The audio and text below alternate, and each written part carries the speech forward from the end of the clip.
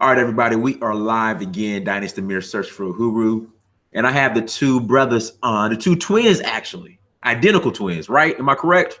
Yeah. Well, we're fraternal by like the technical terms, but we do look just alike. Yeah, So y'all look just alike. Yeah, y'all look exactly alike. So I have the two twins on with us, Titus and Tyree Busbee. And today's topic is what can the ADOS, American Descendants of Slaves, expect from Ghana's year of return? Now, Tyree, in fact, I'm gonna do this right now, Tyree. I'm about to go on the Ghanaian embassy site because this is where we're coming up on March, right? yeah. Now, from what I've been told, or from what I understand, if you are a descendant of slave, ADOS, Black America, whatever you want to call it, and you want a visa, from my understanding, the rates are going to be reduced for us, correct? Yes, that's to my knowledge as well. Okay, so let me share this screen real quick. Give me 1 second. Let me share the screen so we can look at the facts. Screen share. I'm gonna share the screen real quick for everybody. That's crazy. Yeah. Share. Let's present to everybody. So this is the Ghanaian site. All right, the Ghanaian Embassy of DC, the visas. Let's see here. I don't know if I'm on. Hopefully, I'm on the right page, but as of right now, I don't see anything specifically for descendants of slaves. I mean, let me go through the site before I jump to conclusion and not have all the facts. But as I see it right now, I see nothing on here. We're in February. We're almost approaching March. I see nothing on here specifically for descendants of slaves. So, do you guys know what's going on? No, we don't, man.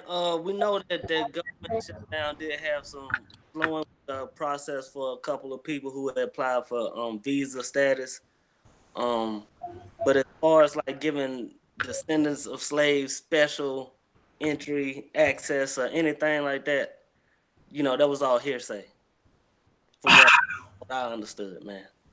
Okay, so from my understanding, there's supposed to be a special kickoff event in March. Am I correct? Or Well, they had the This Is New Africa thing and the whole Full Circle Festival at the beginning of the year. Mhm. They have another website called yearofreturn.com, which supposedly has all the official events on it that's sponsored by the tourism authority.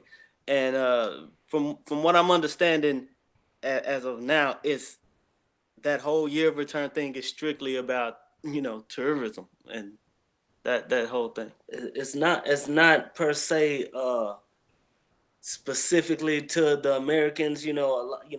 People left Ghana going to all over the world, Europe, Brazil. Ended up in mad different places. Right, exactly.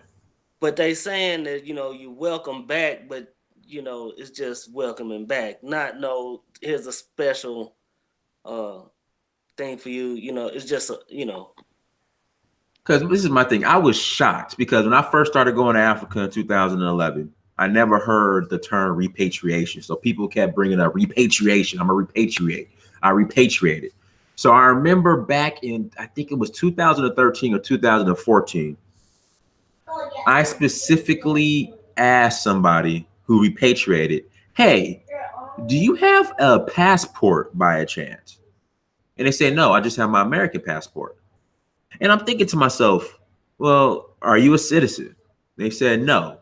Can you vote? They said no. So then I said, okay, so what makes you any different from the Lebanese, white expatriate, Chinese? Like, what makes you any different?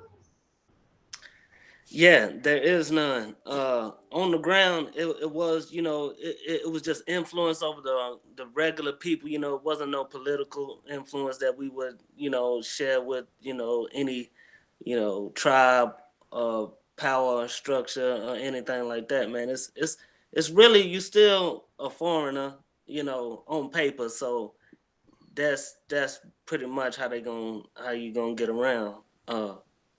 And I feel like repatriates are really kind of just taking advantage of the right of a vote. And that's the thing, bro. Like, I don't like. I wish the only brother that had an honest conversation with me in regards to repatriation, me and telling me the struggles and the truth was brother Obadiah Cabone. He was the only brother because I knew what was going on, but Gabon was the only brother that really was like, look, this is the struggle. This is what's going on. You know, we're having these issues. They're not giving us. Well, he ended up getting his citizenship like before the new president came in. I guess there was a group of Ghanaian repatriates who finally got their citizenship. But, you know, he was the only one that was completely honest with me. That's why people get upset, you know, when I make statements like, okay, Pan-Africanism has been one-sided. The spirit of Pan-Africanism died on the African continent when Kwame Nkrumah passed away. People get mad at me, but I'm like, look, what are the tangibles? How are Black Americans benefiting from Pan-Africanism on the continent when if something doesn't work out for our continental brothers, Africans, continental brothers and sisters, they're able to come to America and benefit from the Black American struggle. Yeah, and that's been people get upset and say it's divisive. Well, when I say that, I'm like, how? It's a reality check. I think people was in a delusion of how Africa was, or how, you know, the nostalgia of we was kings and queens and the rest of that, until they had this, you know, vision of when they touched down, they was gonna be, you know, the Princess Zamunda. And it's just not like that. You know, when you get there, you know, it's a reality of you know, the condition they was in. And I really feel like the Pan-Africans was the more traditional people, like in the village. They don't have the power to really open the doors of Ghana or any other African nation. Exactly. You need to repeat that, what you just said. As far as having the power to reopen the doors.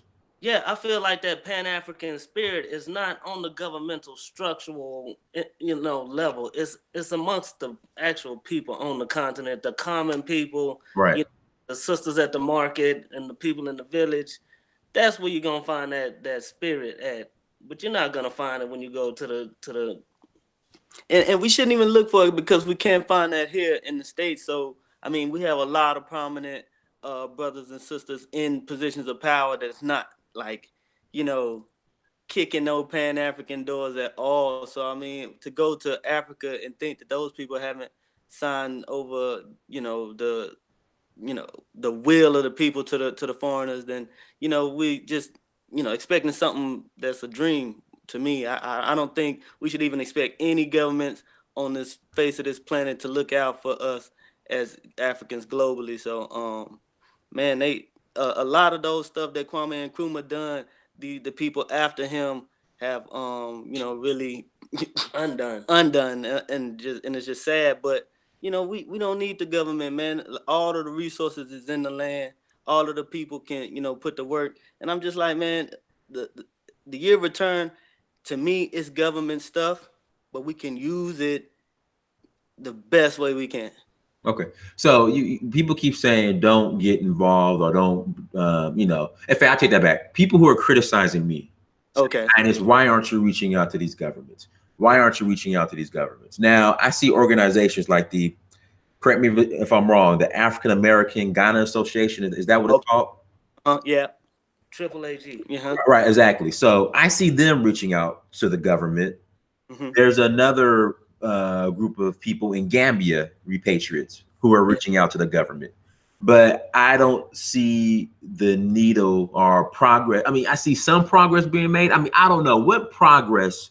I mean, since you guys have been in Ghana, or, you know, more involved with what's on the ground in Ghana, what progress have these organizations been making that represent Black Americans or the repatriates in regards to them working with the government on a institutional and government and legislative level? Like, what progress are they making to benefit us? Oh, nothing, brother. That's non-existent. The only thing I could honestly say is they do bring information out, and they basically let the people of Ghana know that, you know, the diaspora is coming, and that's it. Okay, from what and sorry to cut you off. From what I like listened and saw in these meetings, it's kind of like, okay, Ghanaian government, we ain't Negroes, we ain't gonna mess up, we're gonna be nice and abide by the law, and you know, That's from like what I read is just like the information I see that's out there. They want to make it seem like they're not going to be a threat to Ghanaian sovereignty. It's like, dude, we're the last people you need to worry about. Exactly. And we're really just trying to like, we're coming just to like settle in and like reacclimate ourselves with the continent. And I feel like a lot of people is thinking we're coming to try to revolutionize the whole. I mean, we still got to learn the languages. We got, as far as like people returning, man, we need like I say, African Triple AG, and all those organizations that's all spread out. They're all doing their own thing, and on the individual level, the members are sweet, and I love them all. But as an organization, like you say, they just go along and kind of get along with the status quo that's already in place. So, me personally, I think the reason why I'm very interested in Africa, West Africa, whatnot, is because that's our birthright and that's what we're owed. But for those, I know you guys know about this ADOS movement, and they're just like well, I take that back. They're saying that since Africa has neglected them, why should they, I guess, be pro-African or even consider themselves African? Do they have a point? Man, it's heavy, man. It's real touchy. It's a really touchy, and like to me, is I would say it's 50-50, man. It's all about how your perspective is, and at a guess on, and there's levels to that. You know what I'm saying? There's levels to that perspective. But as far as being neglected, yes, indeed we have, but you've been neglected in the States as well. My thing is right. So with that said, how do you feel about this? From all I'm getting from ADOS is that they just want a better seat at the white power table infrastructure and capitalism, man. Is reparations is you want the bread that you owe. Let's get it 1,000. The only reason why you saying ADOS is because you feel like you need that bread. And it's understandable, but they ain't, if they'd have been broke bread with you if they was gonna give you bread. Yeah, it's like I really feel like at this point, I seen that video you did with that one brother who was like, either you go, it's like we want to live in the crack house but not do the crack. Right. Hold it. Right. Very pertinent statement to me, because it's like, okay, the only reason white supremacy and racism is a problem is because we're dependent on these people for resources and our livelihood. All right. When you can get out of their way totally, you gonna stay here? You gonna keep begging? I really feel like it's a passive position to take, as and descendants of slaves. You constantly reiterating you're being dominated, and it's tiresome. I only got one life to live. I want to do proactivity. I don't want to keep, and I understand what you're saying about the slave dungeons too, having to pay full price.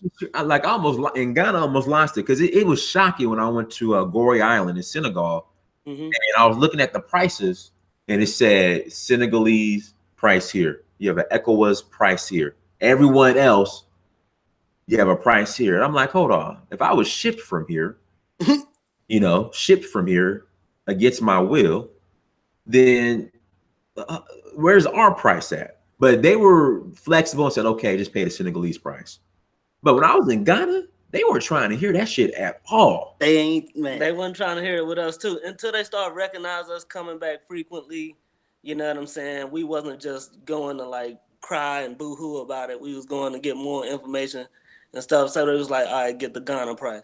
But the more language we learn, like the more we live amongst the people, the more accepting we is. Like, I don't expect none of the governments to like pull out no red carpets. I just don't expect it.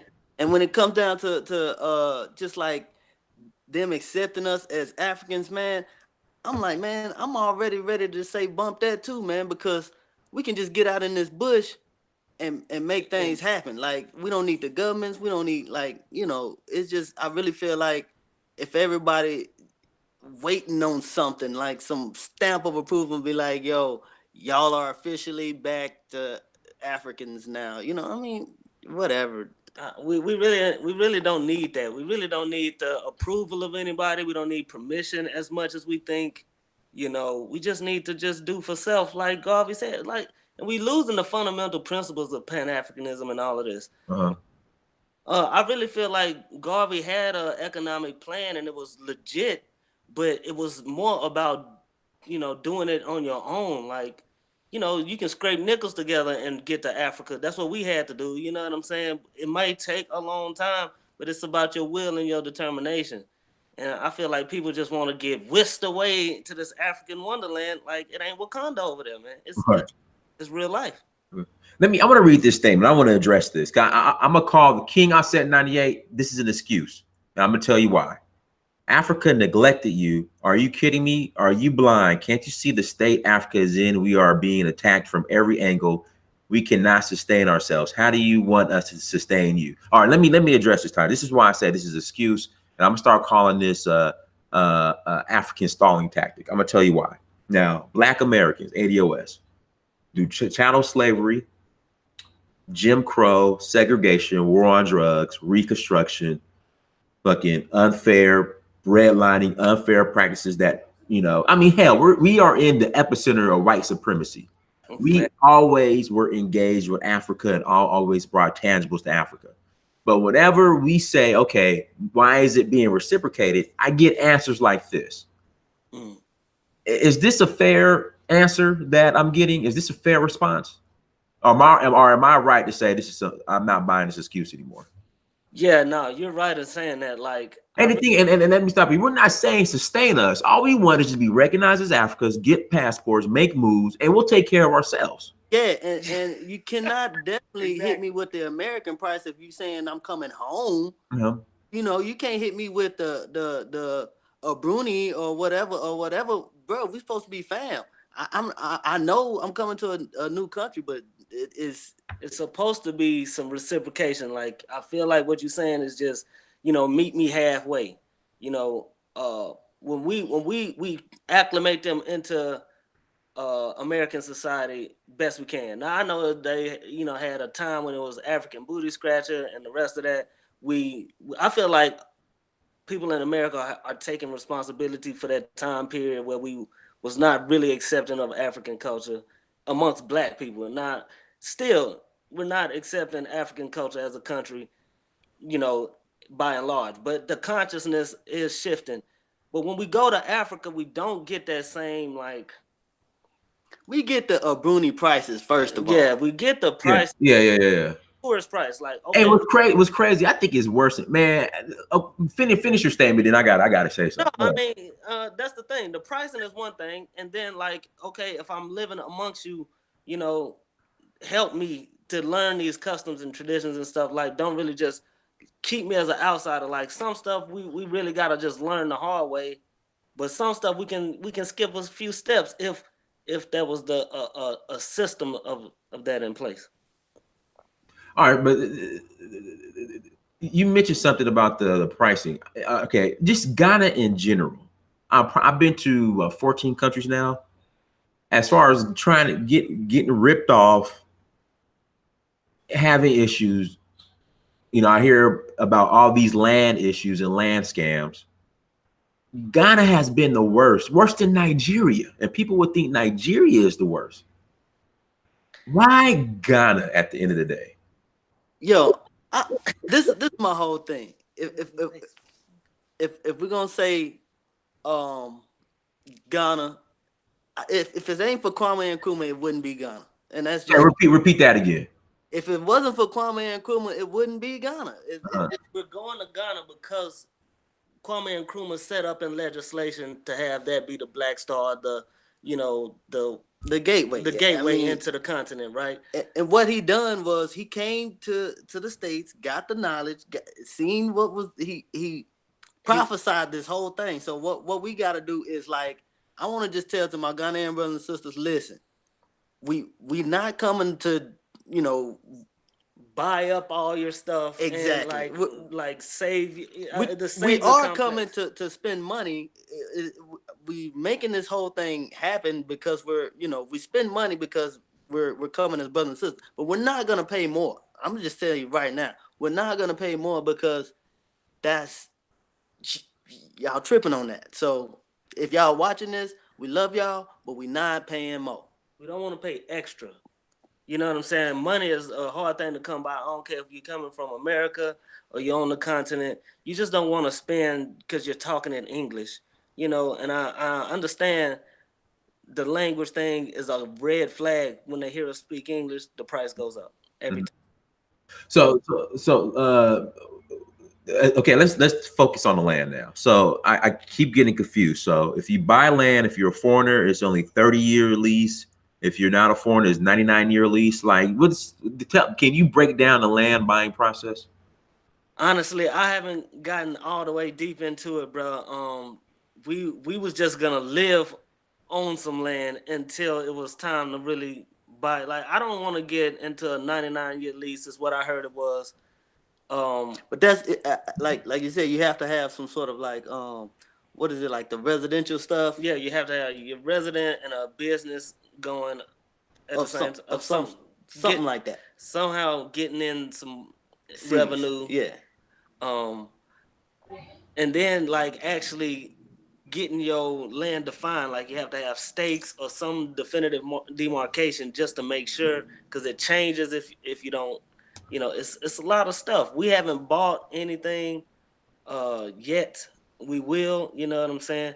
But that's one thing we want to be sure about, man, because it's a big deal. I don't want to mess up around the land deal. Because like I said, I've heard stories too. Oh, speaking of that, do you guys know the Fiacre story real quick? Like the abbreviated version. Can we get that real quick? What really happened? I don't really know the ins and outs of the past, but like the whole resurgence part, I was kind of a part of that. But it's litigations, man. After the assassination or murders of the two queens, we don't know what's going on with that. Like, everybody we talk to is all mixed up, and the Ghanaian people wanted us to come together under one umbrella as a tribe of Ghana. Mm-hmm. And that's what never did happen over the course of all year. It still was separate groups, separate people feeling like.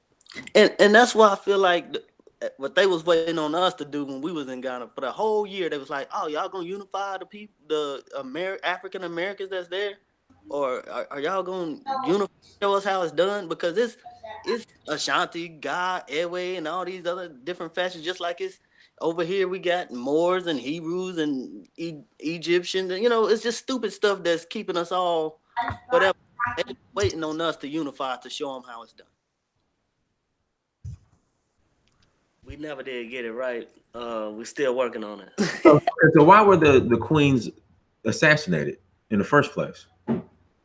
Man, that's still hearsay, man. I don't know the facts. We don't even know if it was a hit or some crazed guy. I know he was executed while we was there. The guy who admitted to doing it.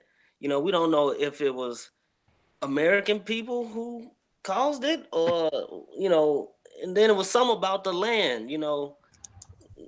Some self-appointed chief of Fiacre, and just I really don't want to speak too much on it because it's all hearsay.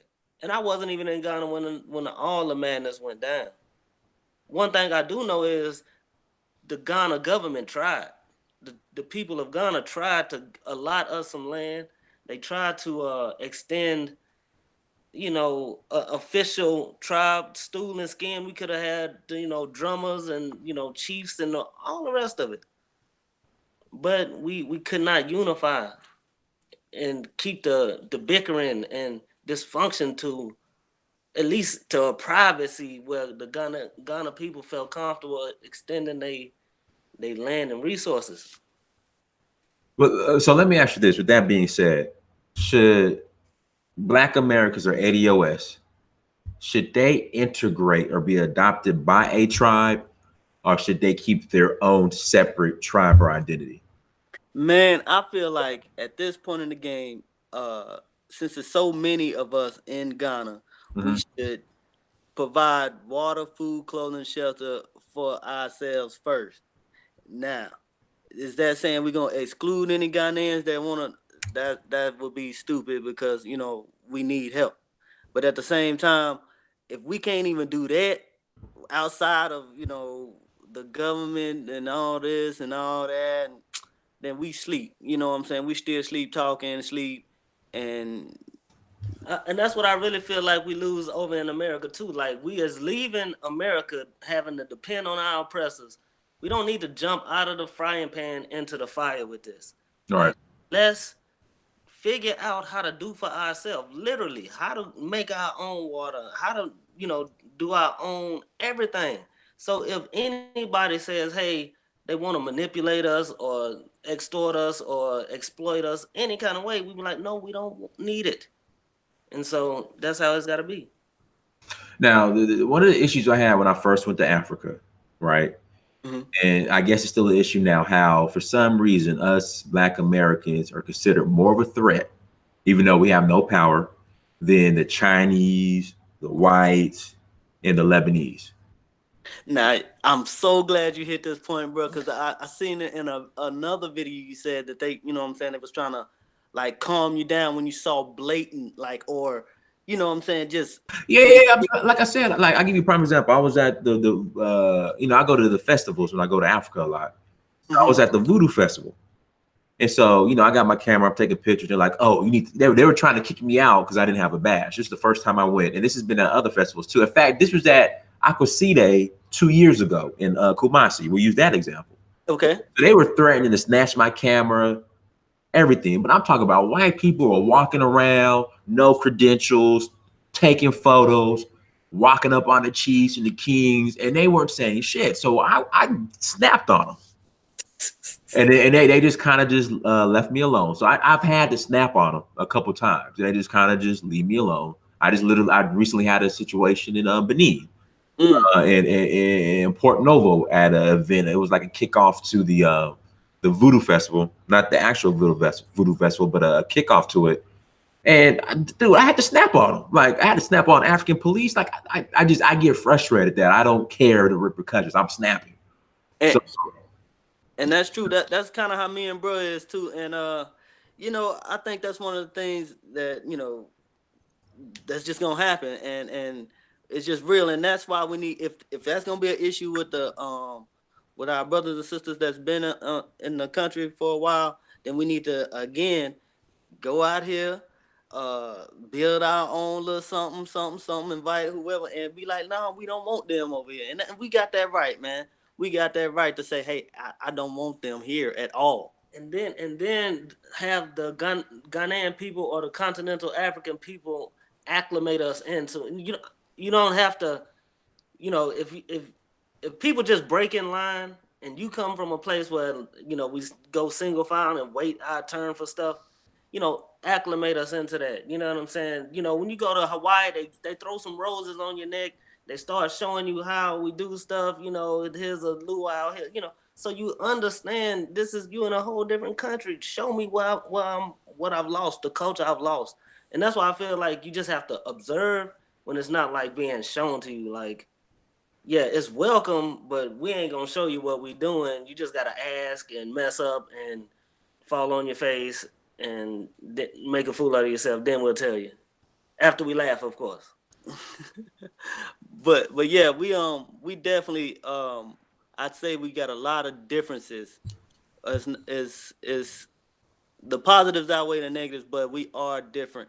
And if I'm supposed to fold up when I see that's a European right there, yo.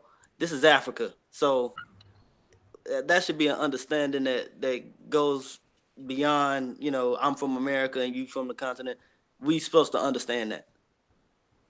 So, in fact, I was in Ghana in December, and literally when I left, they had the Black entertainer congregation coming in. Right. What came from that? I don't know if it's gonna be a yearly thing or whatever. I don't know. It's just more. I think the money that the HR 1242 bill. Okay, what is that? Can you break that down? It's basically Ghana and America. It's American. United States. Yeah, the United States. The United States. So the United States, they came up with the legislation, and it's basically to commemorate their involvement in the transatlantic slave trade with Ghana. Now, American used their money for that monument up in D.C. You know what I'm saying? And Ghana's using this whole tourism. Monument. Well, It's some sort of Some slavery memorial thing up in DC that they opened up like a couple years ago. It's like this big, and they charging bread to get up in there, and they just, I don't know. I ain't been personally, but it's a big deal. They use the money in the States to just commemorate 400 years, just like the history of all of that. And to my knowledge, the money spent, it's gone.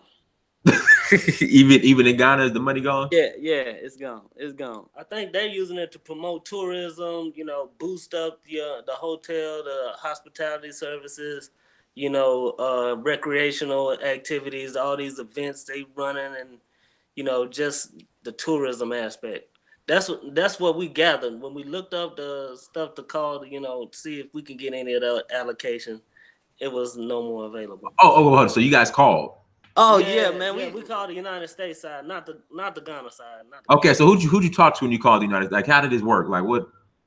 Basically, we hit up a lady in DC, and basically was like, we wanted to get all the information on the 1242 first. And she actually relayed that information back to us. She actually was she's on the, I guess, the committee or whatever. Yeah. So how much, if you don't mind me, Bo, do you guys know the dollar amount that was? I don't know, and I don't know how much Ghana got versus how much America got, but I do know it's an American legislation, and they basically working together. And from my knowledge, so are you saying America's funding Ghana's year of return? I would think so. Yeah. Okay. And then, but what's crazy is you didn't hear anything about this from our so-called black politicians. And I say that very loosely. Oh yeah, that's why. We didn't even know it was passed. It was what, 2015, 2015 when the first initial money went out, and they were setting up for 2019. All of this is like, even with the whole 400 years thing, it's a little shaky because they just saying when that slave ship landed in Jamestown, but they had already been transporting African people, torturing them, for long before 1619 on American soil. So, I mean, they just, I really question all of the dates, all of the, the whole deal. And then, it's just we have to think positive about it, but I know it because it's the government. It's some stuff involved. You feel me? And I'm just 1,000 about that. Guys, can we have 356 people watching, only 68 likes. Guys, let's get these likes up. Please hit that like button.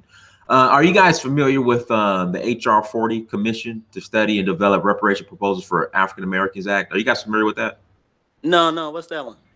Well, it's supposed to be a bill that supposed to study reparations that are owed to ADOS here in America. But what's crazy, none of our black politicians are supporting it, obviously. How much would they get, and how would they know? I don't know. It's to study it, like the okay. Like to find out like what what we're owed, basically, like to get the ball rolling. HR 40. Wow. Okay. That's what's up. But hey, man, if people wanna are the black politicians, would they have to like put that on the running campaign for? Well, it's already up, but it's just, again, they're not supporting it. Yeah, it's just they're not supporting. I mean, so Titus and Tyree, what do we need to do? Because Africa's our birthright. We have ownership of that. Forget, since they want to play games, like I don't know if you guys saw the Embassy Calling show. Did you guys see that? Yeah, I seen it this morning where you just kept calling all the embassies. Yeah. So Congo answered, and they said, yes, we have slaves that were shipped out of Congo, but you can't get citizenship because you don't know where you're from. So since I don't know where I'm from, I'm claiming the whole continent. Right. So with that being said, what do ADOS need to do, in your honest opinion, to ensure that we get our rightful stake on that continent? Wow. Because I would say this, I'm making moves in Nigeria as an individual and some other individuals, but I want something in place for everybody. Now, where you got to meet with this person here, you got to meet with that person there. I want something formal for everybody, even though pretty soon I'm, for the most part, going to be, I'm going to be Nigerian pretty soon. Hey, that's what's up. Right. That's what's up. So I'm going to be Nigerian soon. So I just want to make sure I want something in place for everybody, though. And that's the thing. I don't know what we could do and have it be official and like foolproof and steadfast to where people feel like so confident that they ready to take the next thing smoking up out of America towards Africa. Mm-hmm. That's why I want to like reassure people to a certain degree, but then I can't. You know what I'm saying? But one thing we can do is build physical infrastructure. Is what the continent is missing to me. Right. And I feel like we as ADOS are best equipped to go over there and do the work. And now when we say that, for some reason, the African immigrants, they get upset and say we're being what's the word to use? We're acting like we're superior, that we're being cocky. But why, in your honest opinion, why aren't, because they're bragging about how they're the most successful immigrants here in America, why aren't they going back and building the infrastructure? I personally, because I feel like I don't know. I don't know why the continental Africans are not going back to build. That's what needs to be happening more of. And then if we as ADOS went to build, we should have a some influence over the process to the point where it's like, okay, we did this here. Where's your history of doing what you haven't been done? See, that's why like if an continental African person had a problem with us coming in to push progress on and push it forward, then I would be like, where is your fruits of your labor? Have you done this prior? And a lot of times they just haven't, or if they have, they've done it in Europe and in America, and then so yeah, you've done it over there. But you're too good to come back and do it on the continent, or you've made your, nest egg in the States. You want to stay there now. Cool. We are feeling deprived and marginalized in the States. When we get to Africa, we have like some intelligence, some know-how, and some handiwork that we could go ahead and get things. And we ain't saying that we like y'all ain't got that, but we finna do the work, and it ain't nothing else to talk about. That's it. When it comes down to African Americans or the diaspora from the West, we coming in and we finna do the work. Now you can help. You can help. We need to help. We want to help. We want the ancient knowledge. You know what I'm saying? We want something that we ain't got. But at the same time, if we still got to look for foreign aid, I'm dead with that. You can kick that out of here, man. We done with that. Yeah, we want the help, but we don't want the hindrance. Any hindrance is like pointless at this point. All right, everybody, we have 393 people watching, only 150 likes. Let's get these likes up. There was somewhere in the chat room. Well, your guys' personal journey. What I would say, what struggles besides the people want to overcharge you? What were there any other struggles you guys had during your time in Ghana?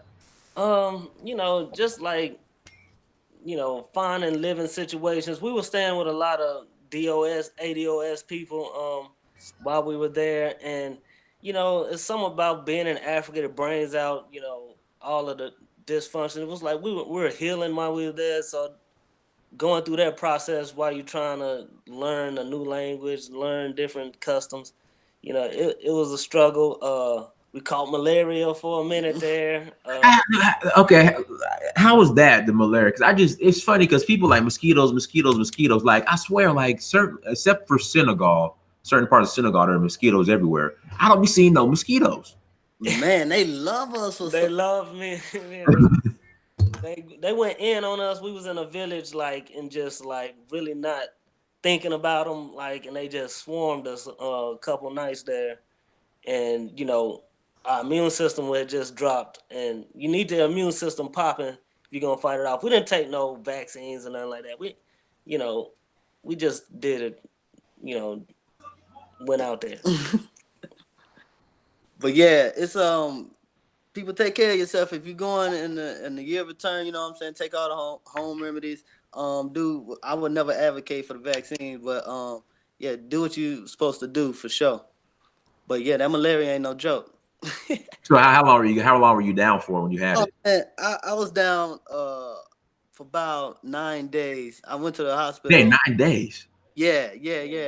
Well, the last 3 was just getting back on my feet because it took me like 2 days to go to the hospital, so I didn't go straight away.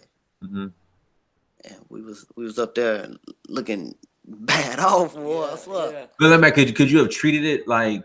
Did you treat it immediately, or you just kind of just let it work its?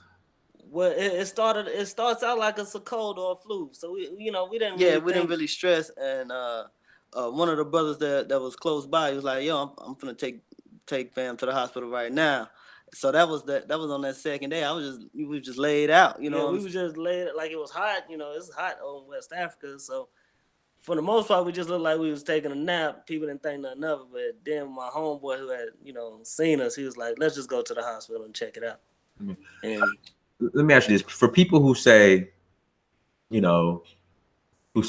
make statements like "brothers in America can't build a grocery store in America," how are you going to build anything in Africa? Like, what would be your response to that? I mean, well, first of all, in America, you have an issue with black people patronizing other black people. In Africa, you ain't got that problem because the majority of the people are black. And if you gonna have businesses, your people are gonna, support you. So we ain't got to worry about that aspect of it as far as that goes. Now, if you're talking about getting up the money to get a grocery store in America, it's gonna take a lot. It's got to take a lot more bread. You feel me? Right. So I mean, I don't know what the continental brothers be talking about when they talking about we can't do what we trying to do over there. Well, that's why we coming here. If it's an issue, then y'all handle it and we ain't got to do nothing. Who is exactly saying that we can't do it? People from the States or people on the continent? Let's see. Where are you from? The person who made that comment. Where are you from? Respond. I don't know where they're from. All right. What about the do you think all blacks is the same? Just because they black does not mean they are your people.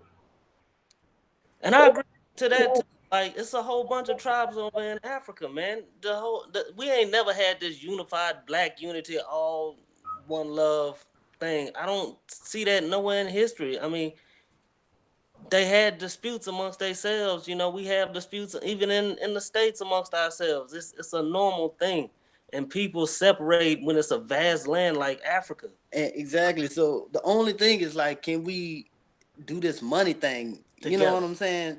Cross countries in the same continent, we should be able to do this money thing together. It's just like in the States.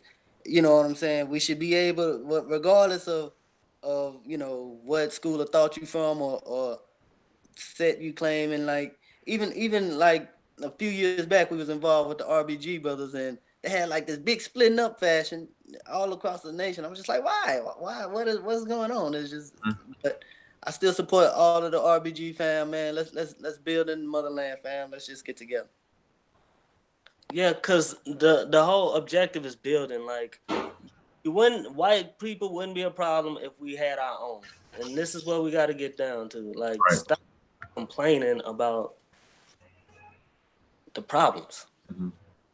And the ADOS, I really starting to look at it like some subversion stuff. I checked it out on Twitter. You think so? Because I mean, this thing, I'll tell you this. I agree with some of the points, not everything. Mm-hmm. I agree with some of the points, but it's just the end game. Do I think that America owns the descendants of slaves money for the free labor that our ancestors put in or whatever? I would rather take a check though. Money, absolutely. Mm-hmm. But if the end game is to hopefully think that once, I mean, this is what I think. Okay, I get my my reparations check. Now I'm just a nigga with reparations now in America. Exactly. So that's my thing. I'm trying to find out what the end game is. Like, is it to have your own infrastructure, your own government, your own land, or is it just to be more comfortable here in America? Well, I just think, yeah, and we shouldn't just get caught up in these like trends. Like, it's only been a week, and now it's done took on a whole life of its own. Like, since this stuff has gotten, like, I've been watching Yvette and Tone Talks for a while, and they wasn't as popular, you know, in 2018, but now they is gaining so much steam, and I'm wondering, You know what? I don't think it has anything to do with some type of CIA ops. I just think personally, just me being in this space as far as African American relations, African immigrants, I just think, I mean, just immigrants in general. Then you got the Democratic Party who's been playing us, putting LGBTQ illegal aliens coming from Central America. So I just think people are fed up. That's what I really think it is. Like, I know a lot of people are trying to spin, are they informers or is this CIA, blah, blah, blah. I just really think, because I used to live in LA.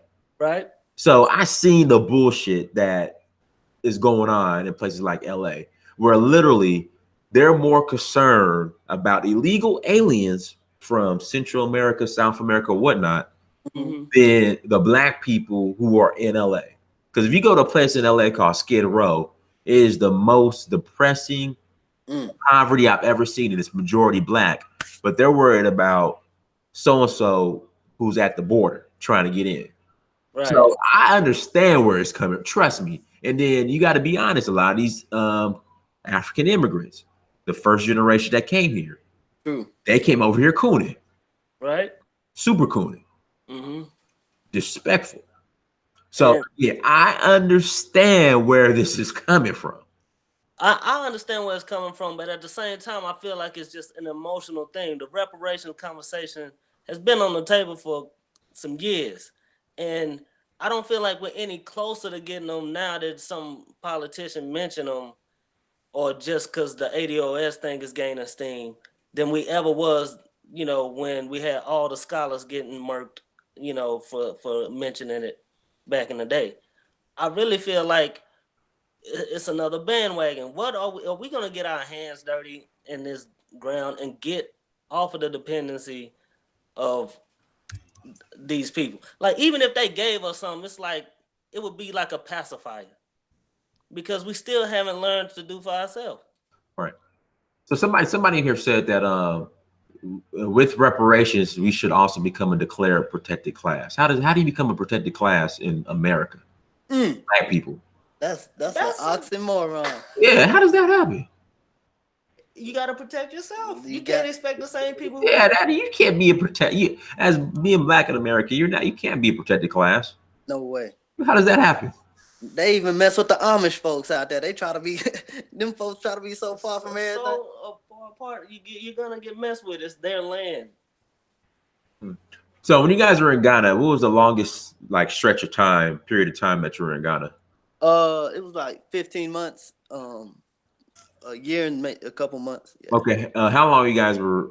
So they have like a 1-year visa, or how does that work? Like, it's like you have to renew it after the 3 months. The first 90 days, you have to renew it every month, and it's cheap. It's maybe like $15 American, but it's still lame. But did you have to go to the immigration office every month? Yeah, or you can pay it up. Yeah, you can pay it up front, or you go every month. So honestly, how the repatriates in Ghana, how are they doing as a whole? Honestly, I mean, a lot of them are doing very well. The whole thing with me is like they kept pushing, just get married, and I was like, all right. Well, yeah. But what if you have a family already and you come over? Exactly, and it's just like,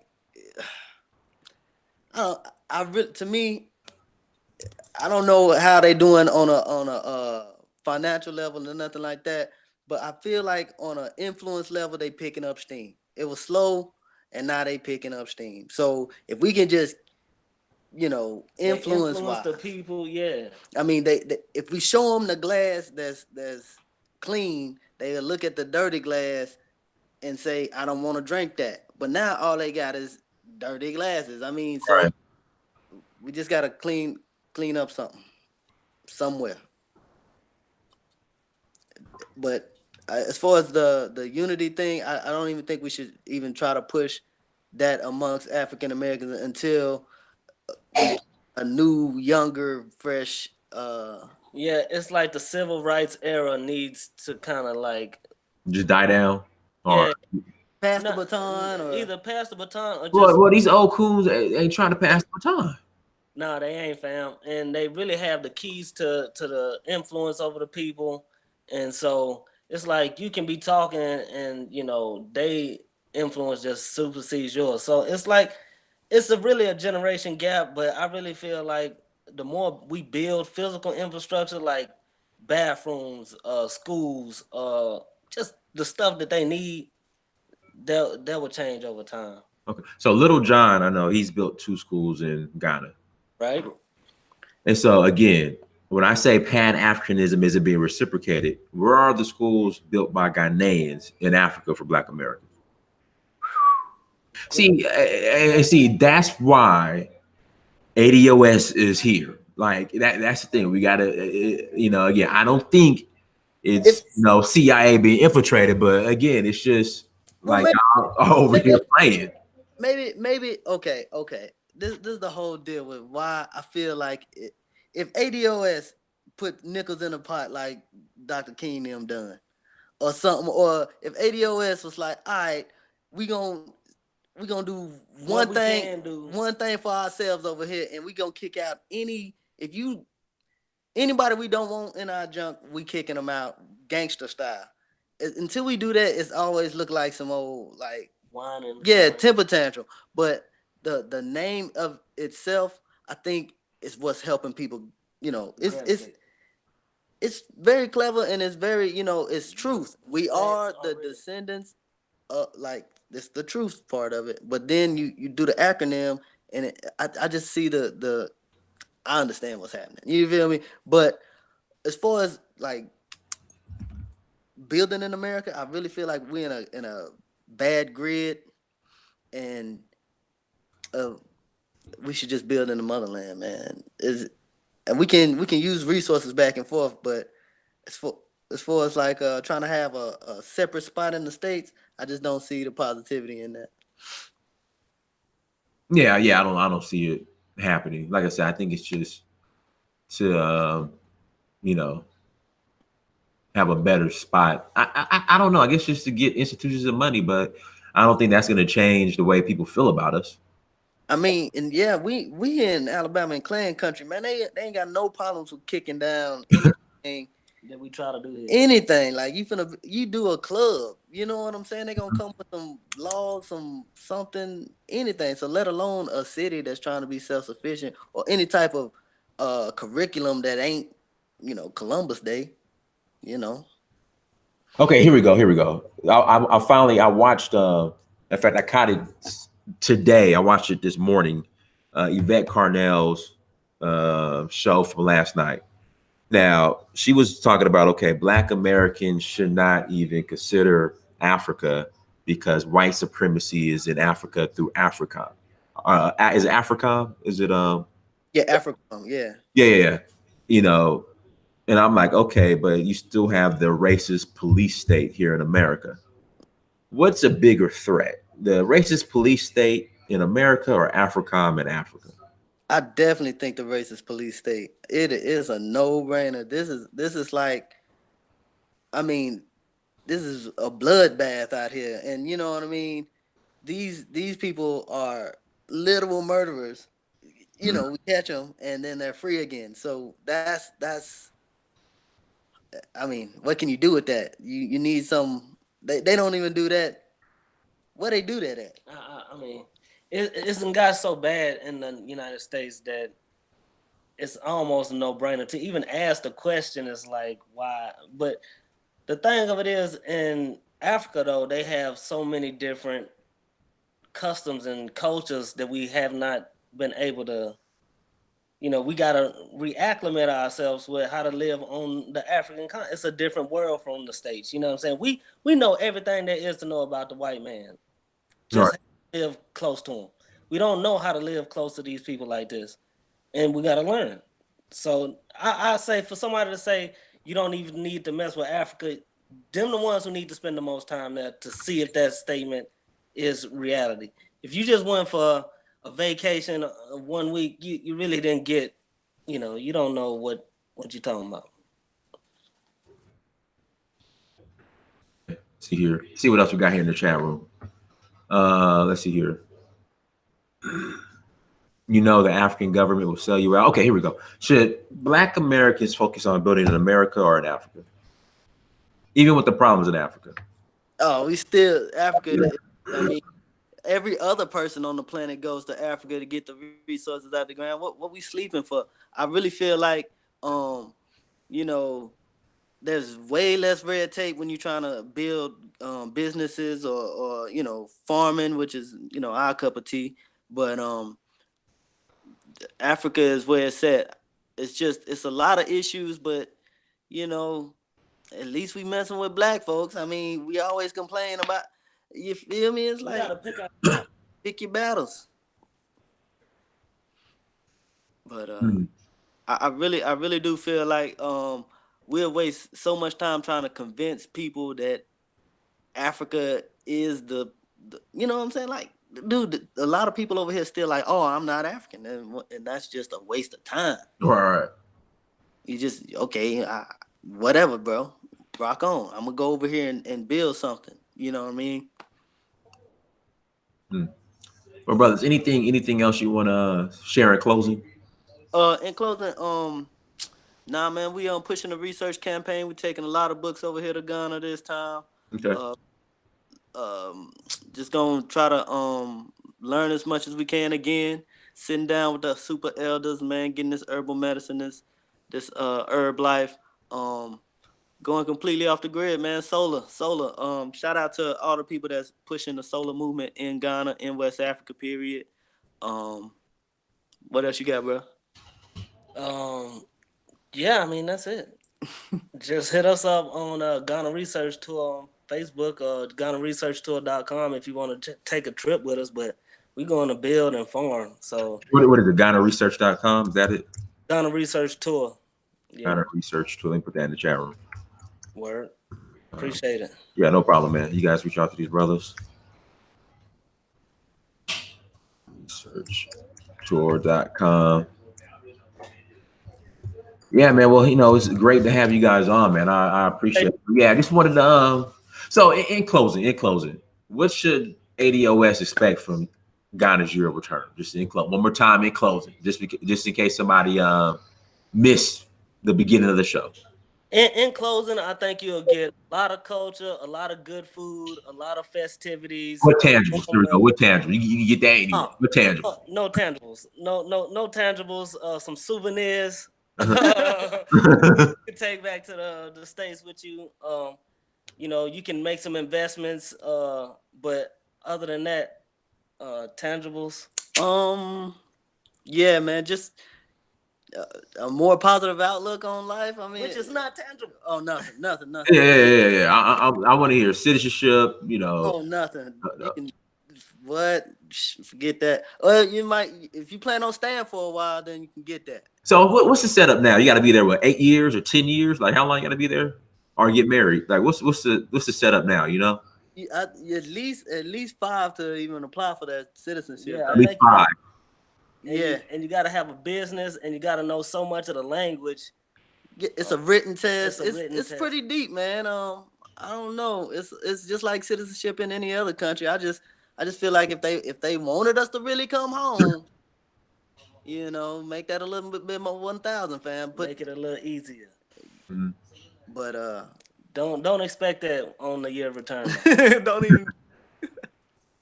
Yeah, that's crazy, man. Well, hey, Titus and Tyree, man, I appreciate it, brothers, for coming on. All right, one love, fam. No problem. Everyone, thank you so much for joining. Make sure you go to Search for Uhuru on Instagram, Snapchat, Twitter, and Facebook.